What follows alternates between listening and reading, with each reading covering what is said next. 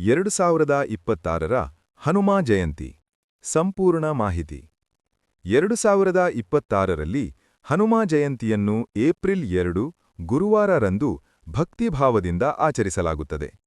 ಈ ದಿನವು ಭಗವಾನ್ ಹನುಮಂತ ಅವರ ಜನ್ಮೋತ್ಸವವಾಗಿ ಪರಿಗಣಿಸಲ್ಪಡುತ್ತದೆ.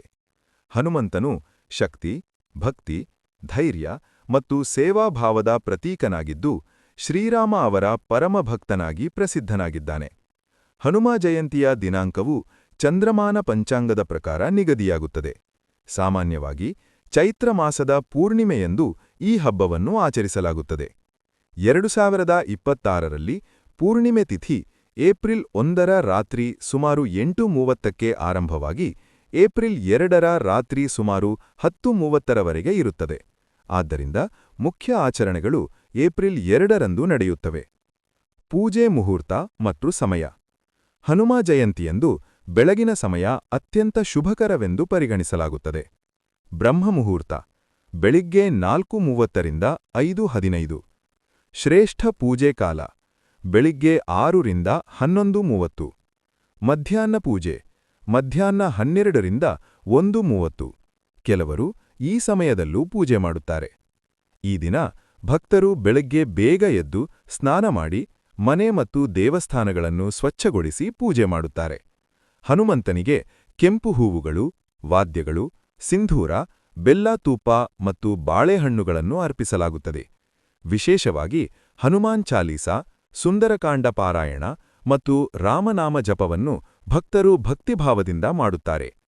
ಹನುಮ ಜಯಂತಿಯಂದು ಉಪವಾಸ ಆಚರಿಸುವುದು ಸಾಮಾನ್ಯ. ಕೆಲವರು ದಿನಪೂರ್ತಿ ಉಪವಾಸವಿದ್ದು ಸಂಜೆ ಪ್ರಸಾದ ಸೇವಿಸುತ್ತಾರೆ. ಕೆಲವರು ಕೇವಲ ಹಣ್ಣು ಅಥವಾ ಪಾನೀಯಗಳನ್ನು ಮಾತ್ರ ಸೇವಿಸಿ ವ್ರತವನ್ನು ಆಚರಿಸುತ್ತಾರೆ.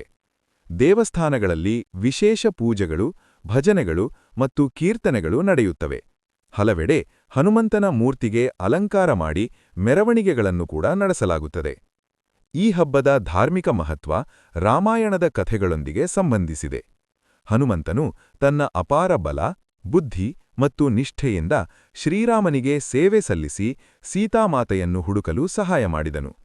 ಲಂಕೆಯನ್ನು ದಹಿಸಿದ ಘಟನೆಯಿಂದ ಹಿಡಿದು ರಾಮ-ರಾವಣ ಯುದ್ಧದಲ್ಲಿ ಮಾಡಿದ ಸೇವೆಯವರೆಗೆ ಅವನ ಪಾತ್ರ ಅತ್ಯಂತ ಮಹತ್ವದ್ದಾಗಿದೆ. ಇದರಿಂದ ಅವನು ಭಕ್ತಿ ಮತ್ತು ಸೇವೆಯ ಪರಮ ಮಾದರಿಯಾಗಿ ಪರಿಗಣಿಸಲ್ಪಟ್ಟಿದ್ದಾನೆ.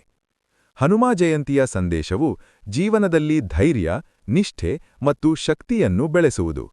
ಹನುಮಂತನನ್ನು ಆರಾಧಿಸುವುದರಿಂದ ಭಯ ನಿವಾರಣೆ, ಮನೋಬಲ ಹೆಚ್ಚಳ ಮತ್ತು ಸಂಕಷ್ಟಗಳಿಂದ ರಕ್ಷಣೆ ದೊರೆಯುತ್ತದೆ ಎಂದು ಭಕ್ತರು ನಂಬುತ್ತಾರೆ.